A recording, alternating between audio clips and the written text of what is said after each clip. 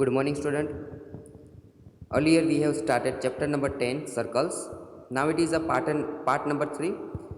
The topic that we are going to discuss here, perpendicular from a center to a chord. Now just we have discussed about circle, its center, chords, and some relation between chords, and two theorems that we have discussed, theorem number 10.1 and 10.2. Now just we are going to draw or represent perpendicular from center to a chord. Then we just find some properties about this perpendicular. For that, let we draw perpendicular from the center and it is to a chord. Let the topic that we are going to discuss here, perpendicular from the center to a chord. For that, just we have to draw circle taking center O. Let we draw taking some radius. We can just draw circle as we can see here. Now we want to draw perpendicular from the center to this to chord. For that, just we have also the chord. For that, just take 2 points. Take 2 points on the circle. Yes, by this way. Then A and B, and if you join A and B by a line segment, then we can say that the given line segment is the chord of the given circle. Now take one line. We just draw one line passing through the center, and it is perpendicular to the given chord AB. Just you can see here, it is passing from the center and just it is a perpendicular with the given. So at the point, and it divides or it intersects at the point M, and it is a perpendicular to the given chord. Now we know that how can we say that the given line or line segment is perpendicular to given any chord or given any line? That angle between this chord and line is 90 degree. Then we can say that the given line is perpendicular to the given chord. Now here you can see that we have just draw the line passing through the center, and it is perpendicular to the given chord. Then remember that the perpendicular bisects the given chord. Perpendicular bisects the given chord means it divide in two equal parts the given chord. Here given chord AB, and this perpendicular divides AB in two equal parts, AM equal to MB. AM जो MB यहाँ पे दो equal जो parts यहाँ पे उसके होते हैं, तो वो उसको दो एक जैसे पार्ट में डिवाइड करता है. तो मीन्स याद रखें, अगर हम कोई परपेंडिकुलर है, कोई भी परपेंडिकुलर जो लाइन हम ड्रॉ करें कहाँ से, तो कि वो सेंटर में से पास होता है, तो वो ऑलवेज जो कोड है उसे दो पार्ट में डिवाइड करता है. देन और उसका हम उल्टा भी एज्यूम कर सकते हैं कि अगर ऐसा कोई परपेंडिकुलर हो जो कोड ए बी पे हम उसे परपेंडिकुलर और उसके जो मिड पॉइंट में से वहाँ से ड्रॉ करें, तो ऑलवेज किस में से पास होगा, किस में से वो, तो कि वो ऑलवेज उसके सेंटर है उसमें से वो पास होगा. तो दोनों के दोनों चीज़ हम याद रखनी. अगर कोई सेंटर में से लाइन पास होती है और वो कोड को परपेंडिकुलर है, तो वो उसको बाइसेक्ट करती है, मीन्स दो एक जैसे पार्ट में डिवाइड करती है. और दूसरा क्या, उससे उल्टा, अगर ऐसी कोई परपेंडिकुलर लाइन है जो हम ए बी के मिड पॉइंट में से ड्रॉ करें, तो वो ऑलवेज किस में से, तो कि वो सेंटर में से पास होगी। ये दोनों की दोनों हमें चीज़ें याद रखनी है। For that just we remember a perpendicular passing through the centre, a perpendicular passing through the centre to the code bisects the code.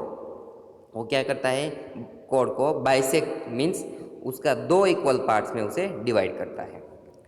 तो इस हिसाब से क्या हो जाएगा, जो ए बी कोड है उसका बाइसेक्ट होने के हिसाब से उसका A M is equal to M B, means A M और एम बी जो उसके सब लाइन सेगमेंट है, सब को लाइन सेगमेंट वो इक्वल हो जाएंगे। और जो एंगल है बिटवीन दिस कोड and line segment, angle O M A, just remember OMA is equal to angle OMB is equal to of 90 degree.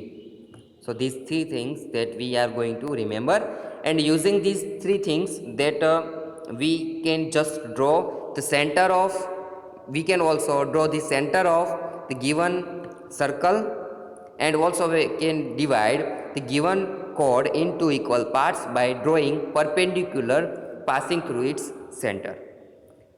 By this way we just remember theorem, we just remember its statement. We are not going to prove the theorem, but we just remember that by theorem number 10.3, the perpendicular from the center of a circle, the perpendicular from the center of a circle to a chord bisects the chord.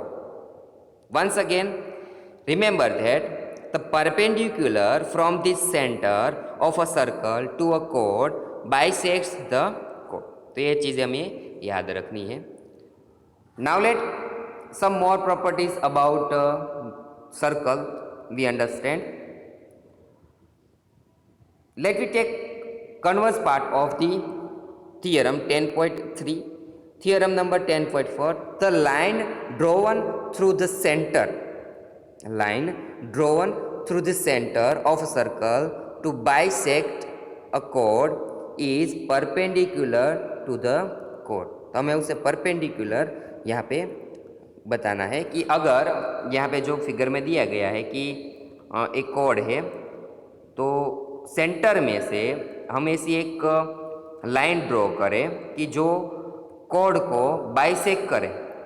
तो ये जो angle बनता है यहाँ पे O M B और ओ M ए, वो angle कितना तो कि 90 का हो, मीन्स जो लाइन है उसे हम परपेंडिकुलर बताना है, तो हमें ये जो एंगल है उसे 90 का बताना होगा।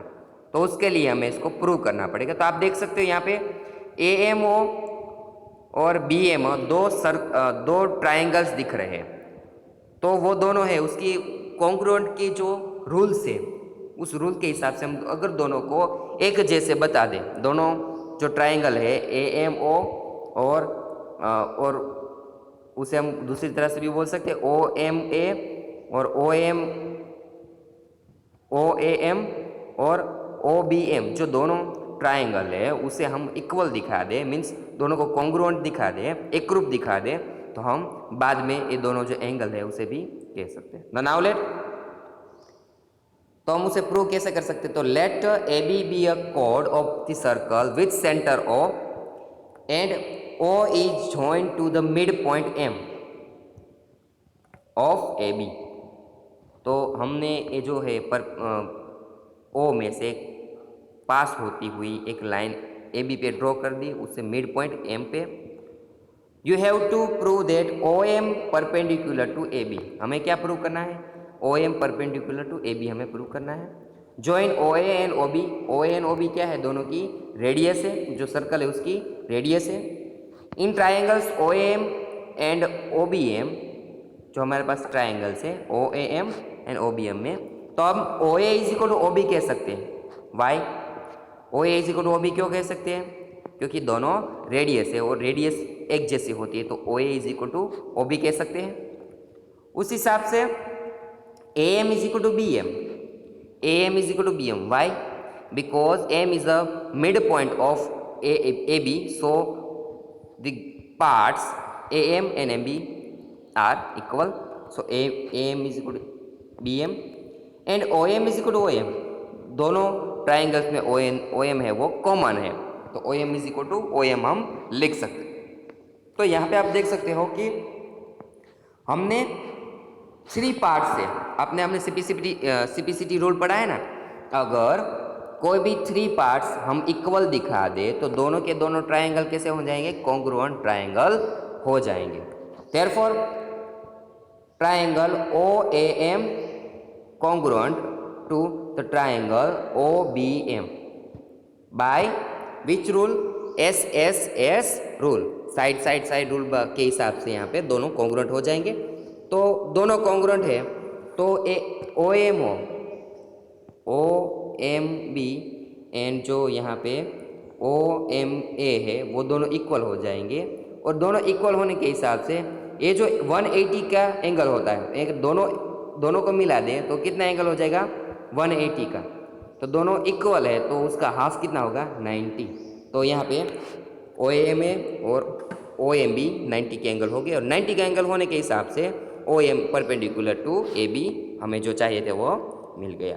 तो इस हिसाब से थियरम 10.4 हम प्रूव कर सकते हैं। Now let's take some properties. Circle through 3 points. Now we are going to draw circle passing through 3 points. For that just we have to define some definition, and we will define some rules for the points. For that just we have to understand the definition of points by first taking collinear points. What are the collinear points? अब collinear point किसे कह सकते हैं हम? If the given points lie on one line, given points lying on one line or one line passes through points, then given points are said to be a collinear points. अब यहाँ पे कुछ ऐसे पॉइंट दिए गए हो, paper पे ऐसे कुछ पॉइंट दिए गए हो, तो अगर ये जो पॉइंट हमें दिए गए हैं तो ये जो तीनों के तीनों पॉइंट है उसे हम उसकी जो पोजीशन है उस हिसाब से अगर उसे हम एक ही लाइन पे लिख सके, तीनों को तीनों पॉइंट पे एक ही लाइन पे लिख सके, और इन तीनों की तीनों पॉइंट में से एक ही लाइन हम ड्रॉ कर सके, तो तीनों के तीनों पॉइंट को हम क्या कह सकते हैं, कोलिनियर पॉइंट हमें उसे कह सकते हैं। तो आप देख सकते हो कि ये जो तीनों के तीनों पॉइंट है उसमें से एक लाइन हम उसमें से पास कर सकते हैं। तो ये जो तीनों की तीनों पॉइंट है उसे हम क्या कहेंगे, कोलिनियर पॉइंट्स। कैसे कहेंगे, कोलिनियर पॉइंट्स उसे हम कह सकते हैं। तो जब हमने कोलिनियर पॉइंट डेफिनेशन बनाई है तो उस हिसाब से हम नॉन कोलिनियर पॉइंट भी बना सकते हैं। नॉन कोलिनियर पॉइंट किसे कहेंगे, अगर वो कोलिनियर नहीं है तो उसे क्या कहेंगे हम, non collinear points. Then the non-collinear points, if given points are not collinear points, then they are non-collinear points. Means अगर ये तीनों की तीनों में से एक ही लाइन उसमें से हम पास नहीं कर सकते तो उसे हम नॉन कॉलिनियर पॉइंट कहते। तो इस तरह से 3 पॉइंट्स दिए गए हो, तो इसमें से आप देख सकते हो कि कोई भी 2 पॉइंट्स में से ही हम लाइन ड्रॉ कर सकते हैं, तो एक यहाँ पे पॉइंट रह जाएगा। तो इस तरह के जो 3 पॉइंट दिए गए हो तो उसे हम क्या कहेंगे, नॉन कोलिनियर पॉइंट। तो about this 3 points we just remember this 2 definition. Now let we check the possibility passing through this 3 point, collinear points and non collinear points, and we see how many circles can be passed throughout this circle. For that, circle passing through 1 points, we are going to draw circles passing through 1 point. We just define that how many circle can be passed throughout this 1 point. Just we take 1 point on the paper. Now we can draw 1 circle passing through this center, this point. Also you can draw such circle passing through this center. Once again you can take circle, once again you can draw one more circle, You can also take one more circles, one more, means you can draw hundreds of infinite circles passing through one point. अगर एक ही point दिया गया है तो उसमें से आप infinite ऐसे सर्कल ड्रॉ कर सकते हो कि जो एक पॉइंट में से पास आउट हो सकते हैं। तो आप देख सकते हो कि एक पॉइंट में से इनफाइनाइट सर्कल है वो पास हो सकते हैं। अगर ये एक पॉइंट की बात है तो हम दो पॉइंट लेते हैं। कितने पॉइंट लेते हैं? 2 पॉइंट लेते हैं। Circle passing through 2 points. तो अब पॉसिबिलिटी देखते हैं भी इसमें से कितने सर्कल है वो पास हो सकते हैं। तो यहाँ पे एक पॉइंट लिया हमने, दूसरा पॉइंट लिया। अब ड्रॉ करते हैं अलग अलग रेडियस से। तो पहले ड्रॉ किया, ये भी पास हो गया। दूसरा सर्कल ड्रॉ किया, ये भी उसमें से पास हो गया। तीसरा सर्कल ड्रॉ किया, ये भी उसमें से पास हो गया। उसके बाद one more, means infinite circle can also be pass from the 2 points. तो यहाँ पे 2 पॉइंट्स में से इनफाइनाइट ऐसे सर्कल है जो पास हो सकते हैं। एक पॉइंट में से भी इनफाइनाइट, 2 पॉइंट ड्रॉ करके तो उसमें भी इनफाइनाइट ऐसे सर्कल है जो उसमें से पास हो सकते हैं। तो इस हिसाब से हम कह सकते हैं एक पॉइंट में से इतने, 2 पॉइंट में। अब बारी है 3 पॉइंट्स की। यहाँ पर हम जो डिस्कस करने हैं 3 points, circle passing through 3 points. अब ये 3 पॉइंट्स है उसे हम नॉन कोलिनियर और कोलिनियर दोनों की डेफिनेशन के हिसाब से हम देखेंगे। तो first circle passing through collinear 3 points. Collinear means 3 point ऐसे हो गए जो उसमें से एक लाइन पास हो सकते हो, तो ये हो गए कोलिनियर पॉइंट्स। अब कोलिनियर पॉइंट्स में से अगर हम कोई सर्कल ड्रॉ करने का ट्राई करेंगे तो मीन्स ऐसा एक सर्कल ड्रॉ होगा तो बीच में एक पॉइंट रह जाएगा। तो मीन्स कोलिनियर 3 पॉइंट्स हो गए। अगर डिफरेंट डिस्टिंग होने चाहिए, डिस्टिंग मीन्स अलग अलग होने चाहिए। तो यहाँ पे अलग अलग 3 पॉइंट है, अगर उसमें से हम सर्कल पास करने की ट्राई करेंगे तो एक पॉइंट रह जाएगा, एक पॉइंट रह जाएगा। तो इस हिसाब से कोलिनियर 3 पॉइंट्स में से एक सर्कल हम पास नहीं कर सकते। तो अब क्या करते हैं कि नॉन कोलिनियर लेते हैं, the circle passing through non collinear 3 points. तो इस तरह से हम 3 पॉइंट्स नॉन कोलिनियर ले लेते हैं। तो अब इसमें से अलग अलग रेडियस की ट्राई करके हम देखेंगे कि अगर इसमें से एक सर्कल ड्रॉ हो सकता है कि नहीं। तो हाँ, तो यहाँ पे याद रखेंगे कि जो नॉन कोलिनियर पॉइंट्स होते हैं 3, कितने points? Minimum 3 non collinear points में से कितने? तो कि ओनली एंड ओनली 1 सर्कल है वो पास होता है। तो इस तरह से हम एक थियरम याद रखेंगे यहाँ पे कि थियरम नंबर 10.5, थियरम नंबर 10.5 हम याद रखेंगे। There is one and only one circle passing through 3 given non collinear points. Once again remember that theorem number 10.5, there is one and only one circle passing through 3 given non collinear points. अगर non collinear 3 points दिए गए होते तो उसमें से एक ही circle है वो पास हो सकता है। कितना है? सिर्फ एक ही सर्कल पास हो सकता है, one and only one. So by this way just we take one example. Example number 1, given an arc of circle, complete the circle. अगर आर्क दी गई हो, सर्कल की आर्क दी गई हो तो उसमें से सर्कल कैसे ड्रॉ कर सकते हैं वो यहाँ पे हम देखेंगे। तो उसके लिए पहले तो हमें एक आर्क होनी चाहिए हमारे पास। क्या होना चाहिए? आर्क। तो ये आर्क, सर्कल की एक आर्क दी गई है, arc P Q.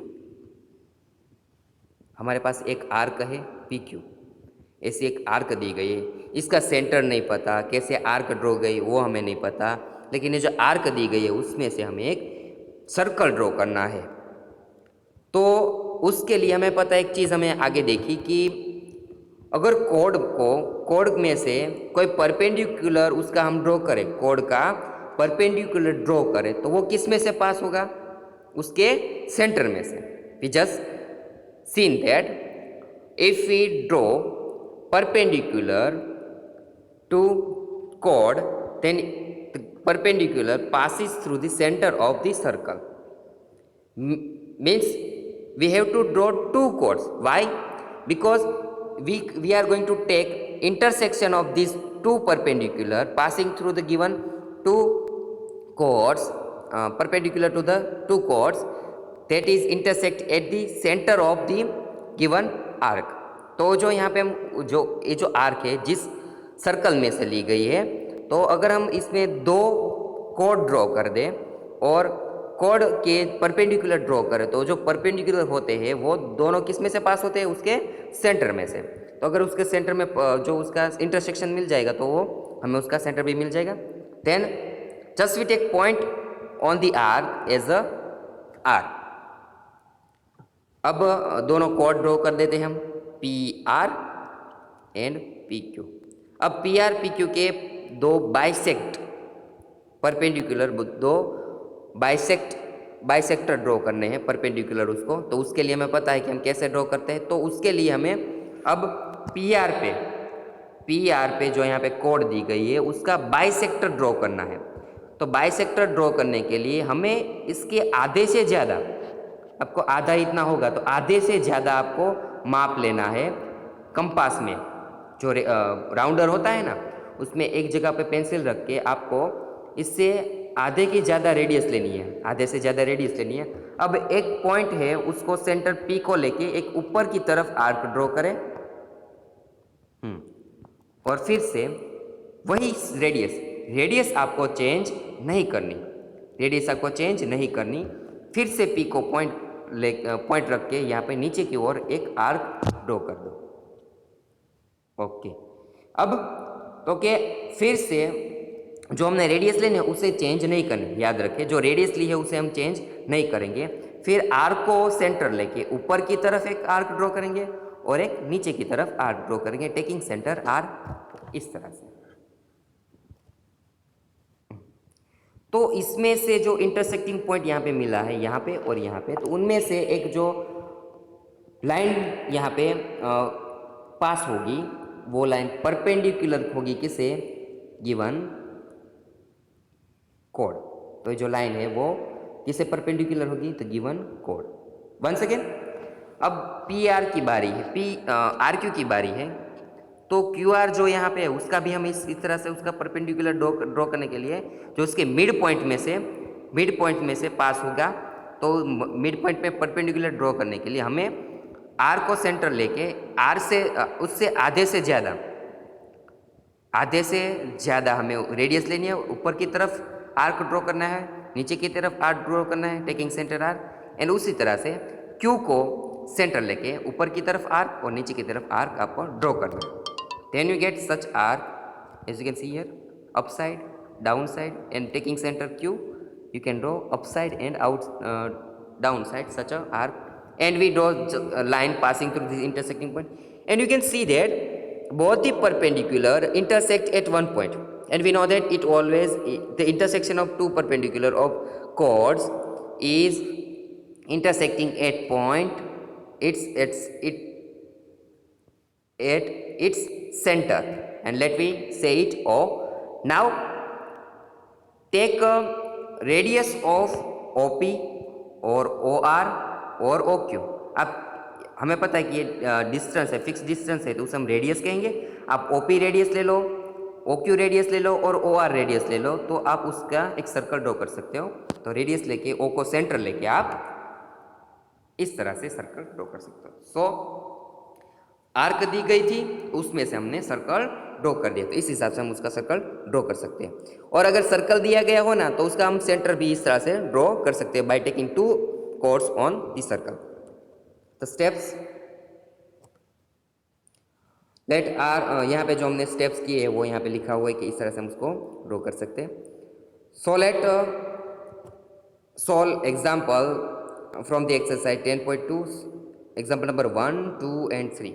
Solve these 3 example. If you cannot do any of them, then you can call me and we can discuss about it, and after then we find the solution of the given examples.